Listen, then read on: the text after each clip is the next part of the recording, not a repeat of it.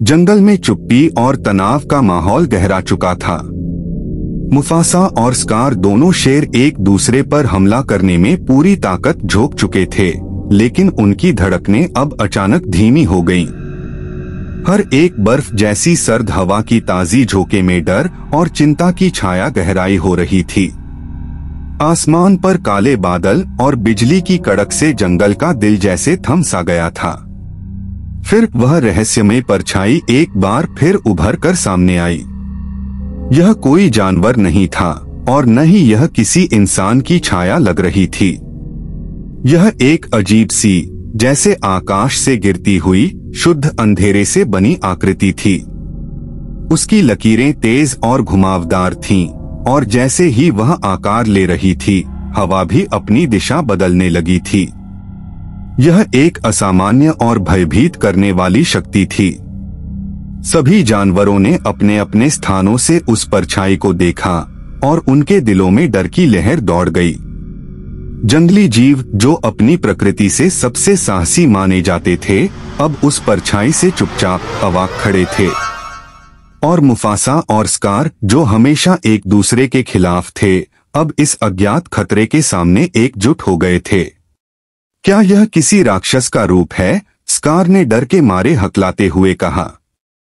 उसका स्वर थोड़ा कांप रहा था। उसकी आंखों में उस अंधेरे से डर और हैरानगी झलक रही थी। मुफासा ने धीरे से कहा, हमने कभी ऐसा कुछ नहीं देखा, लेकिन यह खतरा हमारी दुनिया का हो सकता है। और अगर हम इसे अकेले लड़ा तो हम सभी हार सकते हैं। यह शब्द उस रहस्यमय परछाई पर पड़े थे, जैसे वह शब्द किसी गहरे अंधेरे से बाहर की ओर झांक रहे थे। वह आकृति अब एक विशाल रूप धारण कर चुकी थी।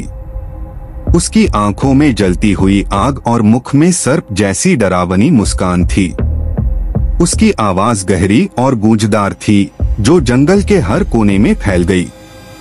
तुम दोनों को तो मैं जानता हूँ, उसने कहा। तुम दोनों जंगल में अपनी सत्ता को लेकर हमेशा लड़ते रहते हो, लेकिन यह नई चुनौती तुम्हारे लिए एक नया खेल नहीं होगी। मैं तुम्हारे संसार को मिटा डालूंगा और कोई शक्ति तुम्हें रोक नहीं सकेगी। मुफासा और स्कार दोनों ने एक दूसरे की आंखों में देखा। वे जानते थे कि यह युद्ध केवल उनकी नहीं, बल्कि सभी जंगलवासियों की लड़ाई थी। इस समय उनके मतभेद महत्व नहीं रखते थे, क्योंकि इस नई शक्तिशाली ताकत से मिलकर ही वे उसे पराजित कर सकते थे। हमें इस खतरे का सामना एकजुट होकर करना होगा, मुफासा ने कहा। हमारी शक्ति और हमारी एकता ही हमें बचा सकती है। स्कार ने सिर झुकाया और फिर धीरे से कहा, मुझे अपने अहंकार को त्यागना होगा। यह समय हमारे जंगल और परिवार को बचाने का है। अब दोनों शेर एकजुट हो चुके थे और जंगल के सभी जानवर भी उनके साथ खड़े हो गए थे। हर प्राणी ने अपनी पूरी ताकत जुटाई, चाहे वह बंदर हो या हाथी। हर एक जानवर ने अपने अपने तरीके से उस अंधेरे शक्ति के खिलाफ संघर्ष की कसम खाई। अब वह रहस्यमय आकृति और जंगल के योद्धा दोनों के बीच एक महायुद्ध शुरू होने वाला था। यह केवल एक लड़ाई नहीं थी, बल्कि यह जंगल के अस्तित्व की लड़ाई थी। क्या मुफासा और स्कार अपनी अलग अलग लड़ाइयों को भुलाकर इस खतरे को हराएंगे, या यह अंधेरे की ताकत जंगल को निगलकर नष्ट कर देगी? सभी जानवरों के दिलों में एक ही सवाल गूंज रहा था, क्या वे इस युद्ध में अपनी दुनिया को बचा पाएंगे, या यह आखिरी लड़ाई साबित होगी?